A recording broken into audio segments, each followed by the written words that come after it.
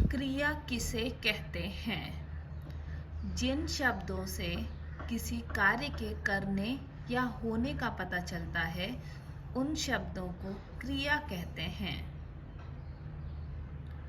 अर्थात जिन शब्दों से जैसे कोई भी काम होने का पता चलता है हमको उसे क्रिया कहते हैं। उदाहरण आप यहाँ पे देखिए, मैंने 2 उदाहरण आपके लिए लिखे हैं। एक लिखा है नदी बह रही है, दूसरा लिखा है मोहन अखबार पढ़ता है।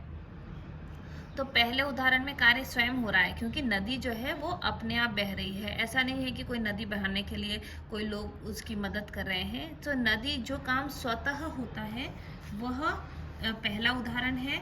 तो इस संसार में हर कार्य को करने की 2 विधियां होती हैं, एक होता है होना और एक होता है करना। मतलब पहला काम अपने आप होता है और एक काम ऐसा होता है जो कि अपने को करना पड़ता है। तो दोनों ही प्रकार के उदाहरण मैंने आपको इस वीडियो में लिख के दिए हैं। नदी बह रही है, मोहन अखबार पढ़ रहा है। तो अखबार पढ़ रहा है, कौन पढ़ रहा है? मोहन। तो यहाँ पे हमको कर्ता का भी पता चल रहा है। तो जहाँ पे इसलिए इसकी 2 विधियां होती हैं क्रिया को करने की, एक अपने आप होता है और एक किया जाता है। तो यहाँ पे मैंने इसीलिए लिखा है कि पहले उदाहरण में कार्य स्वयं हो रहा है, नदी बह रही है, बादल गरज रहे हैं। तो यहाँ पे ये सारी चीजें कैसी होती हैं? जो स्वतः होती हैं।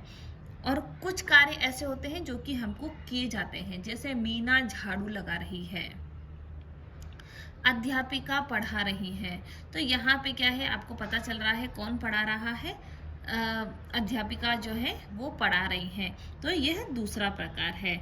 तो आपको अच्छे से याद कर लेना है, जिन शब्दों से किसी कार्य के करने या होने का पता चलता है उन शब्दों को क्रिया कहते हैं। और भी उदाहरण मैं आपको बता सकती हूँ, जैसे दुकानदार फल बेच रहा है, लड़की नाच रही है, मोहन गा रहा है।